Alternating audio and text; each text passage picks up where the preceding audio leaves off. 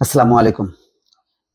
আর একটা বড় বিপদ দেখা যাচ্ছে যে বিএনপির সাথে জামাতের অনেক। কেন বললাম এই কথা? বলছি এই কারণে যে জামাতের নায়েবে আমির আজকেও বলেছেন যে জাতীয় নির্বাচনের আগে অবশ্যই স্থানীয় নির্বাচন দিতে হবে।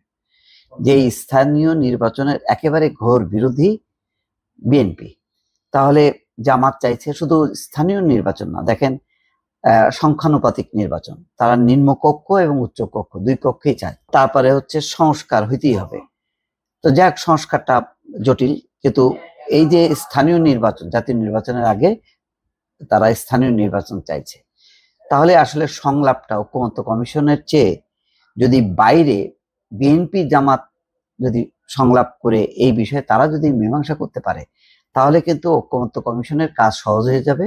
এবং এই দুই দল যদি শুধু ঐকমত্য কমিশন না, সরকারকে যদি বলতে পারে যে আমরা এই বিষয়ে একমত হয়েছি, নির্বাচনের ডেট ডিক্লেয়ার করেন, তাহলে বহু খুচরা দলের জন্য কিন্তু সরকারকে আর অপেক্ষা করতে হবে। আর তা নইলে কিন্তু এই অপেক্ষা এবং এই দীর্ঘসূত্রতা নির্বাচনকে গভীর অনিশ্চয়তার দিকে ঠেলে দেবে, এটা একেবারে নিশ্চিত। সুতরাং আমি মনে করি ঐকমত্য কমিশনের সমঝোতার চেয়ে বিএনপি এবং জামাতের মধ্যে সমঝোতা হওয়াটা খুবই জরুরি। এটা যদি হয়ে যায় তাহলে কাজটা সহজ হয়, আর এটা যদি না হয় তাহলে কাজটা অত্যন্ত জটিল হবে এবং একটা অনিশ্চয়তার মধ্যে পড়বে, যেটা কারোর জন্যই কাম্য না। দেখেন, জাতীয় নির্বাচন হলে জামাতের সুবিধা, এটা সত্য কথা, তাদের মধ্যে দলের একটা শৃঙ্খলা আছে, তারা একক প্রার্থী দিবে, দিয়ে ভালো করবে। কিন্তু বিএনপির অবস্থাটা চিন্তা করেন, লোকাল লেভেলে যদি মানে চেয়ারম্যান মেম্বার ইলেকশন বা পৌরসভার মেয়র যে পর্যায়ে হোক না কেন, তাদের যে পরিমাণ প্রার্থী, যে পরিমাণ তাদের মধ্যে একটা হানাহানি রূপ নেবে, এইটা সামাল দেওয়ার মতন অবস্থা মানে বিএনপির এখন নেই। এমনিতেই তাদের দলীয় কোন্দলে নানা রকম হানাহানি চলছে, তার মধ্যে যদি এটা চলে তাহলে এটা কিভাবে সম্ভব হবে? মানে জাতীয় নির্বাচনের আগেই কিন্তু পঙ্গু হয়ে যাবে স্থানীয় নির্বাচনকে কেন্দ্র করে বিএনপি। তো সুতরাং বিএনপি তো এই বিপদটা জানে, যে তারা তো বোঝে যে তাদের দলের কাঠামোটার অবস্থাটা কি। যেখানে জামাত এই স্থানীয় নির্বাচনে সুবিধা পাবে, যেটা আবার জাতীয় নির্বাচনে কিন্তু আবার জামাত সুবিধা পাবে না। জাতীয় নির্বাচনে বিএনপি এককভাবে তারা আধিপত্য বিস্তার করবে।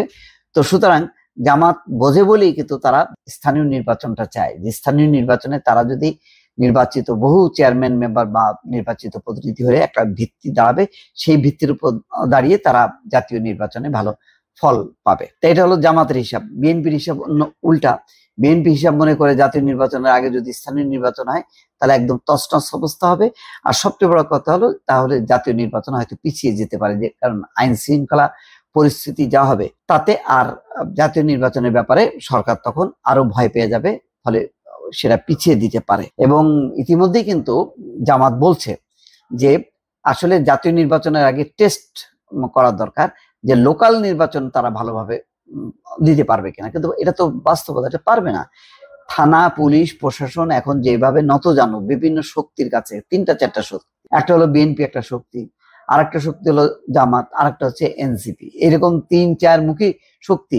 প্রশাসন তো একটা মানে নাভিশ্বাস অবস্থা হবে এতগুলো শক্তিকে ম্যানেজ করা। তো সুতরাং এখন সকল শক্তি একত্রিত করে কোন রকম একটা জাতীয় নির্বাচন করা, করে একটা জবাবদিহিমূলক পার্লামেন্ট যদি করা যায় তাহলেই রক্ষা। এছাড়া দেখেন, কখনো কোনো ইন্টারিম গভর্নমেন্ট ক্ষমতায় এসে বা প্রতিষ্ঠিত হবার পর তারা কিন্তু জাতীয় নির্বাচন দেয়, স্থানীয় নির্বাচন দেয় না, তারা জাতীয় নির্বাচন দেয়। যদি সেই শাহাবুদ্দিন সরকার থেকে শুরু করে অন্যান্য কেয়ারটেকার সরকার, সবাই কিন্তু জাতীয় নির্বাচন করে, আর লোকাল নির্বাচন করে হচ্ছে দলীয় সরকার।